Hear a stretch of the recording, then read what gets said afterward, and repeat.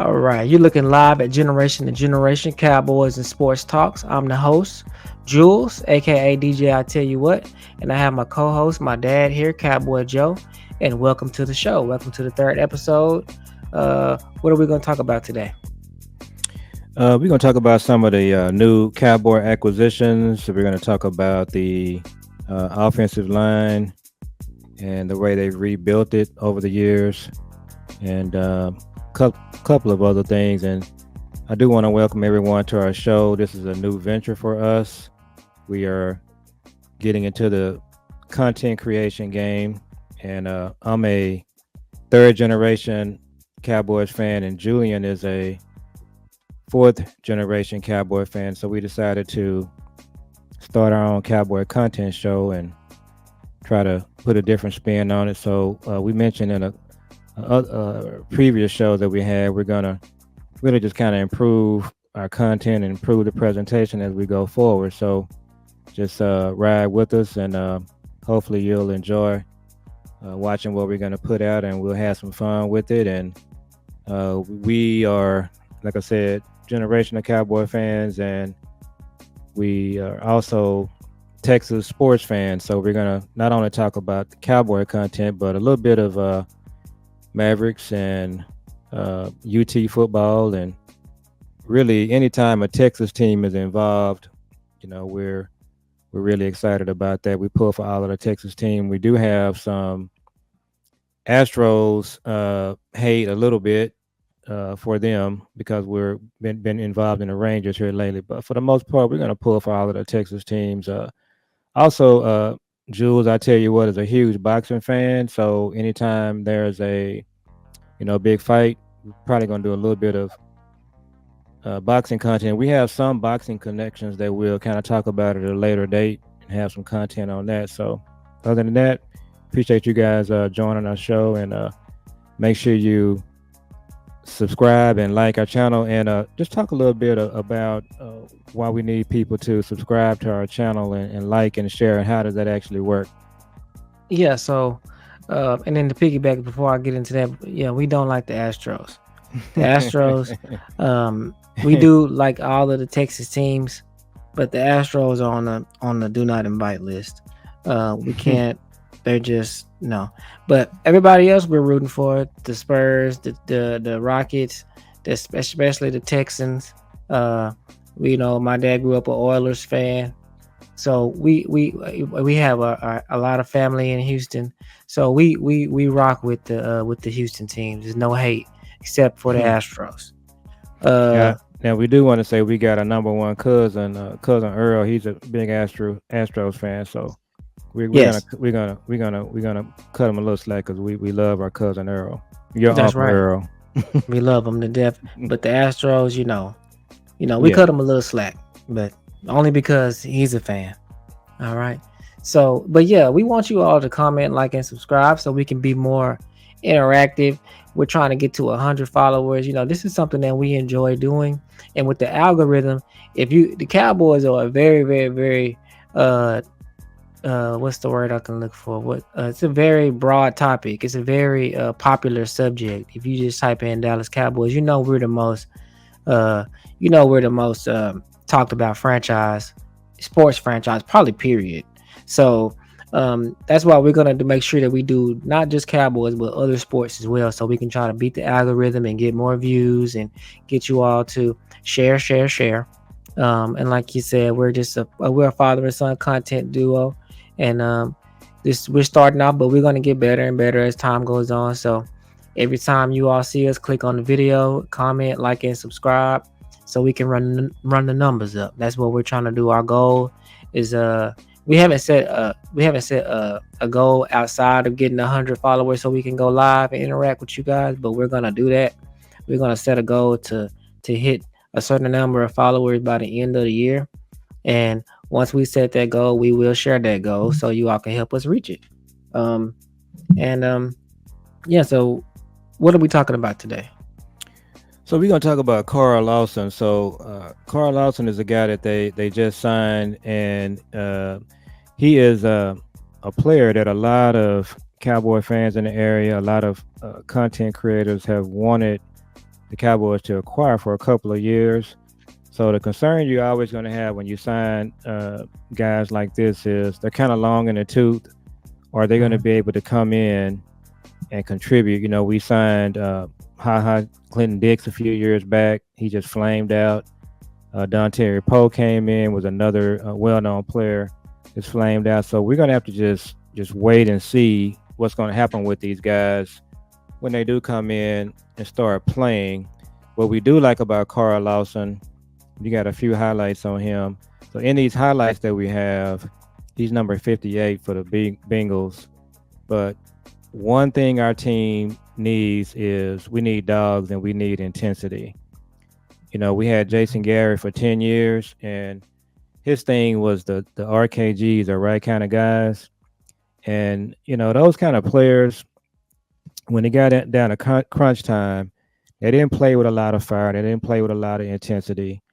And that really impacted our team. And so we need to just like really, really rebuild our team with just dogs all up and down the line. The 49ers came into our stadium a couple of years ago with their boom box, with their physical play.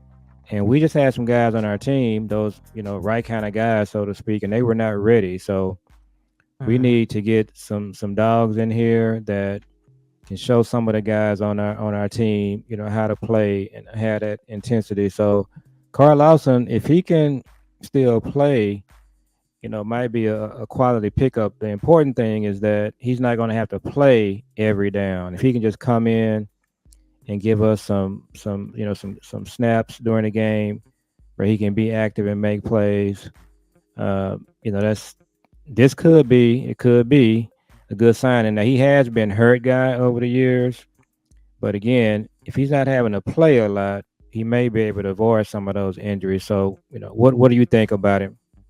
Um, I think it has the potential to be a good pickup. We lost Sam Williams for the year, so it's gonna be good for our depth. And also it's gonna help with him and with it, Jordan Phillips. It's gonna help Mozzie. We know Mozzie it can't go all year. So I mean, he looks like he's gassed. And so um it's gonna help Mozzie. I think it's gonna be a good pick. Just looking at some of these highlights, if he just gives us a little bit of this right here, then Hmm. that's gonna help us out tremendously. Now, my thing specifically is the offense because I know our defense is gonna be good. We got Zim, we got Dan Quinn didn't really put an emphasis on stopping the run. He kind of treated the linebacker room like Rod Marinelli did the safety room for all those years. They just felt like players like Bell and other players that play safety could play linebacker. And as the season went on, we seen that did not work. So Zim has already came in and put an emphasis on stopping the run, and you can tell that by him adding these two additions, um, Carl Lawson and Jordan Phillips. And like you said, we've been getting a lot of criticism because we had a very stale and very passive off season. So with them about to start the season, and you got these veteran guys that don't really need to go to camp, they don't really like going to camp. They can just come in and play uh, toward the end of camp and be ready to go. Um, Be fresh. and be fresh. That gives us some points and some kudos for making those additions at this time. And yeah, so what about Jordan Phillips? I mean, he like you said, those dog type of players, he's one of them. They have him. I remember when we played. Who was it that we played? Where he played? Buffalo. Buffalo. He When was we played wreaking havoc. Buffalo, he was. And then if you look at his highlight reel, he had that game against the Eagles where he was just going crazy on the Eagles. So he's a dog, and we Now, need when that they on our played team. us at the end of the year, I remember that Mhm. game vividly, and he was just wreaking havoc, just up and down the line of scrimmage. So he's another guy. Now, what we like about him too is he could put a little fire under Mozzie because we still have some concerns about Mozzie in terms of is he a dog? Does he really like football? So he's someone. kind of like Taco. When you watch Taco play, you just really had a sense of, is he really into it? We need guys that's gonna get off the bus, ready to play with fire, play with passion. And there's still a lot of concerns about Mozzie in that area. So the message that's being sent to Mozzie is, we want you to develop and get with the program at the same time. We're trying to win games. We don't have time to sit around and wait for you to develop. There's been a lot of talk about when you draft defensive tackles, it takes them 2 to 3 years to develop. We Uh-huh. don't have time for that. You can see defensive tackles being drafted in this league, like Allen for the Commanders. Him and the other his teammate he had, they both played for Alabama. But as soon as they hit the field, you knew they were players. It just jumped right out the screen. We drafted defensive players on the defensive line that come in and you can just tell, they just pop off the screen. Mozzie has never popped off the screen. He really just Mhm. hasn't. So, but hopefully, what he can do, if all the attention is not on him, he can just come in and play. And of course, if he's not having to play every down, when he does play, you can maybe get some better, quality snaps out of Mozzie. So this could really be, a good thing for him. And I'm hearing that they have Linville Joseph on standby. They've already spoken with him. He's another guy that doesn't want to come to camp. So uh, I got a feeling at some point they're going to make that call and get him in here. They have a couple of other guys on the defensive line, younger guys. So I think they're going to just kind of play it by ear, and they got to call Linville Joseph and get him in. He's a Zimmer guy. You know, Yes. they can call and get him in. So we're gonna Uh-huh. just see how this play out. We don't really know what's gonna happen with these guys until they start playing, and so we'll just wait and see. But I do like the moves that they've made because they got a lot of criticism, the front office, for not doing a whole lot in the off season. So Uh-huh. making these moves, it really kind of puts them in a little better light. But we would have liked to have seen if they had made these same moves during free agency. Uh-huh. Uh, a lot people would have felt a lot better about what they were doing. But at the end of the day, they got a couple of guys in. I think they're going to do the same thing at running back. By the way, I don't think the running backs that we have are going to be the running backs that we start the season with. I think they're going to be looking to do the same thing uh, with the offensive line. So we want to talk about the depth chart that they released earlier in the week, and I want to talk about how this will be the third time here recently where the Cowboys really rebuilt their offensive line. So you got to give them some credit for that. So this kind of reminded me. So in 2007, if you pull up that starting lineup I sent you, so Uh-huh. in 2007 was when the Cowboys they rebuilt their offensive line, and I can't see that too good. I actually got it right here. Let me pull mine up. Hold on one second. There Here's you the go. Okay. So this is the 2007 starting lineup. Now, they really put this line together a year or two before their 2007 season. Now, this was a team that went 13-3. They were the number one seed in NFC, lost to the Giants in the first round, but they had a lot of success that year because they rebuilt the offensive line, kind of almost overnight. So Flozell Adams was a guy that had been here. He was a high draft pick. So he was there. They brought in Kyle Kozar. He actually played for the Packers. He was the guy they brought in at left guard. Uh, Andre Gerard, he was a draft pick. I think Andre Gerard was a second round pick. Now Leonard Davis played for the University of Texas.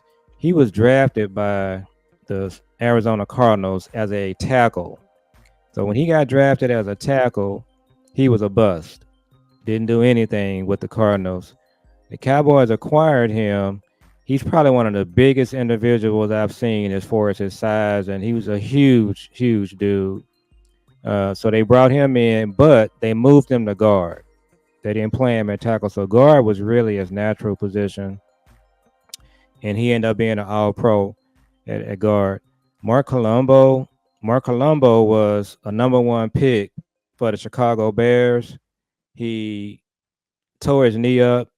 He didn't play a lot. The Bears released him. Mark Colombo was a guy that Bill Parcells brought in at right tackle. Really, just kind of brought him back, and he ended up being a really good player too. I think he made a couple of Pro Bowls, but so this is an example of how you can really rebuild your offensive line. That 2017, a lot of people will say that 2017 was probably our best shot at a Super Bowl here recently in the last 10 years or so, but longer than that. But I'm more partial to the 2016 team. I think that was our best team, the team that we had that had the best chance of getting to the Super Bowl. So let's look at that 2016 team. And they did the same exact thing with the line for the 2016 team. They rebuilt the line kind of like overnight. So let's look at the starters there. So uh, your left tackle, of course, Tyron Smith, the Hall of Famer. We drafted him pretty high from USC. I think he was he might have been a top 10 pick. I can't remember. And then Ronald Leary was another project. Ron Leary was a high draft pick. He hurt his knee as well. He was playing for another team. They brought him in. Well, no, let me go back. Ronald Leary was actually drafted by the Cowboys, but he was, I think he was a free agent. He also had a really bad knee injury in college, and that knee injury knocked him out of being a high draft pick. So they brought him in, rehabbed his knee, so he ended up being a left guard. And Travis Frederick, of course, we drafted him. We drafted Zach Martin, and then Doug Free was kind of a holdover from the Bill Parcells, Wade Phillips regime. So they rebuilt this line twice, and both times, most people would say that they had the best offensive line in the league. So if you look at our projecting starting lineup for this year, so we're going to see we've got our rookie Tyler Guyton at the left tackle, and of course Tyler Smith is our left guard. Cooper Beebe, who we just drafted, is going to end up being our starting center. And then our right guard is Zach Martin, and then the right tackle is Stone. So when you put Cooper Beebe and Tyler Guyton into this lineup, you've pretty much rebuilt your offensive line overnight. Now, it's going to take some time for them to gel, but you can just see this offensive line in a year or so can easily be, I believe, one of the top offensive lines in the league. So, give the Cowboys a lot of credit for rebuilding their line. We talk about a lot of the mistakes that they make and not participating in free agency and some of the draft picks that don't work out. But it looks like they were able to rebuild this offensive line almost overnight. Now, BB and Tyler Guyton, they're going to have some struggles, but I really like the way they've rebuilt the offensive line. Yeah, that's gonna work too. That's gonna work. Tyler Guyton, he's looking good now. Like you said, I do want to wait until the season starts, but so far you're absolutely right. Tyler Guyton is gonna work out, and Cooper Beebe is gonna work out. What I'm thinking that this is gonna do for us that's gonna be different from last year is I think that from what I've seen, from what I've been paying attention to, they both can run block pretty good. It's pretty top tier. Uh, Mm-hmm. Tyler Guyton, now he's a tackle, but he can run block really well. And we all know Cooper Beebe is just like a mauler when he run blocks. His thing is gonna be getting the snap right. But when it comes to run blocking, they got that down packed. So I think even though our running back situation is not the best, I think when they do start the season off with someone that they're going to be able to uh, if they do get someone, they're gonna that whoever they get is gonna do excellent. We're gonna have a better run game this year behind the line. I think, and in the coming years as well. I believe. So looking at this lineup here, of course, Chuma got injured. He's going to be out, they say, for 10 weeks. So Tyler Guyton is going to be the starting left tackle. And then what we're seeing is that they really have Cooper Beebe uh, replacing Brock Hoffman at center. So this game they're playing in Vegas. We're going to probably get to see Beebe get a lot of snaps at that with that starting lineup if it goes the way we think it's going to go. And of course, then you can see the other guys there. And then you know one of the things on our show, I'm calling myself the Cowboy OG. I really uh, have a lot of respect for what Jimmy did back in the day and the way he built our teams. And I'm gonna talk a lot about WWJD. What would Jimmy do? And what Jimmy really did that was really successful is he would draft players and he would play them. He didn't believe in drafting guys, waiting for them to develop 2 or 3 years. He felt that if he drafted you, he really believed in your talent. If you can play, he was going to put you out there and he's going to tell the veteran that was in front of you, this guy right here, he's coming for your job. So the way that they're putting Tyler Guyton in the lineup, Cooper Beebe in the lineup, that's what Jimmy would do. Jimmy wouldn't bring these two players in and say, "Oh, let's give them 2 or 3 times to get in 2 or 3 years to get used to the game, develop whatnot." He would just say, "Okay, if you can play, we're gonna put you out there and see if you can play." So that's really what I like about these moves, putting these guys in a lineup pretty quick. Mhm. Yeah, and then it's also sending a message to Mozzie about the with the addition of Jordan Phillips and Hmm. Carl Lawson. Sending a message to Mozzie like, hey, you know, we're waiting on you. But the way the coach is coaching him, Steve Sagina is his name, I think, and Hmm. they're cussing him out every day and coaching him real hard. And you got Micah going on and saying, "Hey, Mozzie needs to step it up, and if he doesn't, they will find somebody who will." They're sending a message to Mozzie, letting him know, "Hey, we drafted you in the first round. Hey, that's just your luck, but you got to perform. We don't have time to wait on you. You're not a hit the share camera button. We don't have time to wait on you to get it together. We drafted you as a first round pick. So Hmm. it is what it is. You got to step up."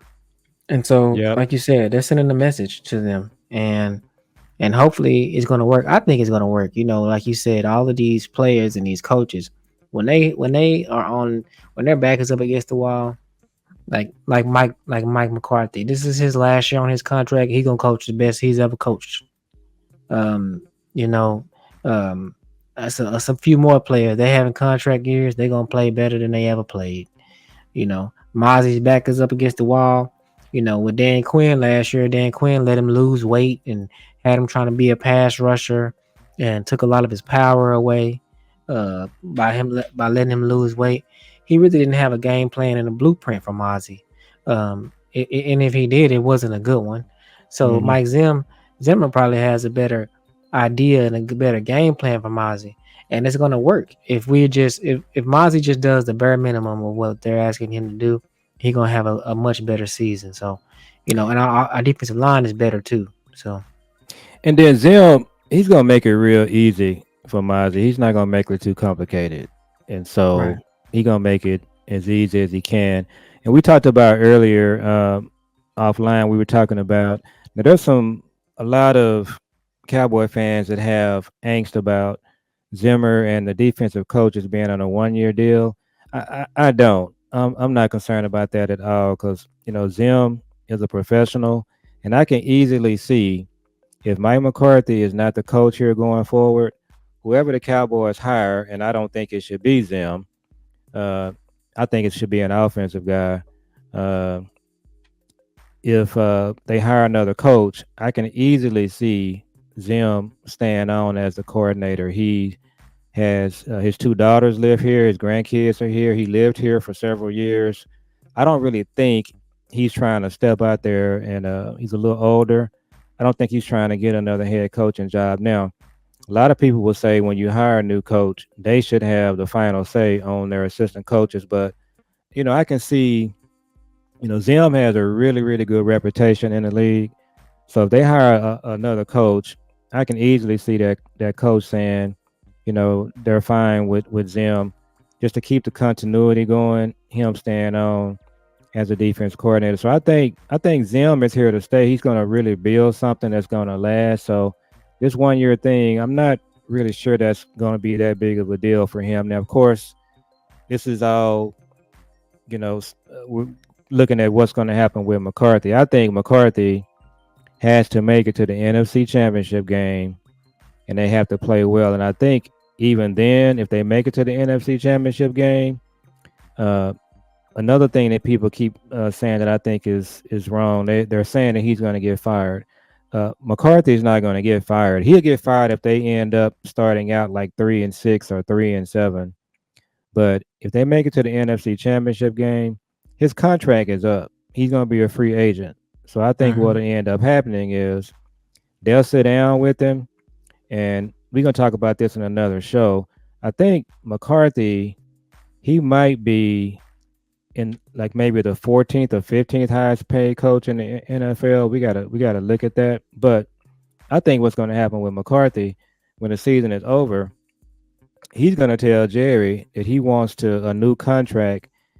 McCarthy just hired a new agent. I think McCarthy is going to tell Jerry, I want a new deal and I want to be paid like one of the top 5 coaches in the league. And Jerry's not going to do that.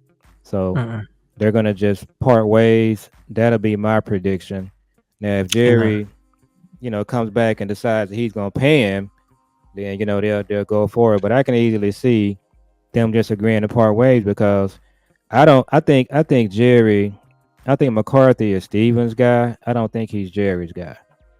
right, And and that leaves room for the offensive coach from the offensive coordinator from Detroit, yeah, offensive coordinator from the Texans. so that's Um, the offensive coordinator for Detroit is Ben Johnson, and I Ben think Johnson. the offensive coordinator for Houston, he's a Shanahan guy. His name is Slowick. I can't remember his Yeah. first name. So I think those would be the two guys that would be on the top of my list, and Mm-hmm. those two guys, I can easily see them taking this job and being okay with Zimmer as the defensive coordinator. Now, the rumor Mm-hmm. was that Ben Johnson from Detroit, he interviewed for some jobs last offseason and he didn't get the job because he was telling owners up front that he wanted to be one of the top 5 paid coaches in the league. If you didn't want to pay him, he wasn't taking the job. So that's what the word was. I don't know why my camera keeps doing that. Mm-hmm. Uh, Is it facing up it's facing or is up. it We'll figure it okay? out. So Yeah. yeah, I think if McCarthy doesn't get a new deal, those would be the top 2 guys I would interview, and then Zim staying as a coordinator. Of course, they're going to interview Zim too, but I I want them think to interview Bill Belichick too. I kind of felt that might be a good option, but I'm kind of leaning in a different direction now. I think the Cowboys, they really need to go in a new direction with some younger guys. Uh, I you agree. know. So, but we'll talk about that a little bit later. But those will be my 2 top guys. So we'll have to just kind of see how this is going to play out. So I think we can wrap up from there, and we'll come back and do another show and figure some things out with this camera that's doing this on my end. So these are some of the things that we just gonna be kind of learning as we go, and Mm-hmm. improve our show, improve some of the graphics. Jules, I tell you what, is really producing the show. All of the graphics that you're seeing, he's set that up. That's what he's going to school for, getting his degree in. So he's going to be doing all of the production and putting everything together. I'm just Mm-hmm. here for the color, as they say. Bring a Mm-hmm. little OG perspective to the whole thing, and like I said, we're gonna Yeah. have some fun with it. So Mm-hmm. we can So we can you go ahead and wrap. You all stay tuned. This is show 3, and we're gonna keep going. Every 2 or 3 days, we're gonna be putting something out. Um, the Cowboys are always relevant. It's always something going on. Tomorrow we have the what time do they play tomorrow? They play a night game tomorrow. He play at 9 p.m., which is kind of late. So we're Play gonna 9 p.m. on Saturday. So we're gonna check it out. Cooper BB should be getting most of the starts. I don't know. I hope Trey Lance gets all the starts, and well, I hope he does well because. well hope he starts, but he doesn't end up throwing it 40 times. That really wasn't good for him. And then you mentioned earlier about people subscribing to our channel. What we're really trying to do, we got to get 100 subscribers, and that way we can go live on Mhm. YouTube, and we'll probably be doing Facebook. And what was the other one? We're gonna do Facebook, Twitch, Instagram. We're gonna do them all. We're gonna do all of the platforms. That way, we can reach as many people as possible. Um, Mm. Cowboys have a broad fan base, so we want to be on TikTok. We're gonna be on Twitter. We're gonna be on Instagram, Facebook, and Twitch. And YouTube is gonna be our main platform, but we're gonna stream everywhere as much as we can. And we're gonna try to put our reach as far out as possible. So. Um, And then I have a Twitter, but most people know me on Twitter as Capricorn One. So I'm gonna figure mhm. out how to just kind of get that set up to where people can follow me on Twitter with Cowboy Joe or and Capricorn One, which is my other AKA that I go by. So we'll figure it all out. So what kind of music you gonna take us back out on 30 on Yeah, 85, or I am. we'll do figure out we're gonna get our music all set up too, because I tell you what, you're DJing, so you're the music That's right. master. So go ahead and take us out on whatever you want to put us out on. Get this camera set up. All right. So you all thank you for listening. Thanks for joining. Comment, like, and subscribe.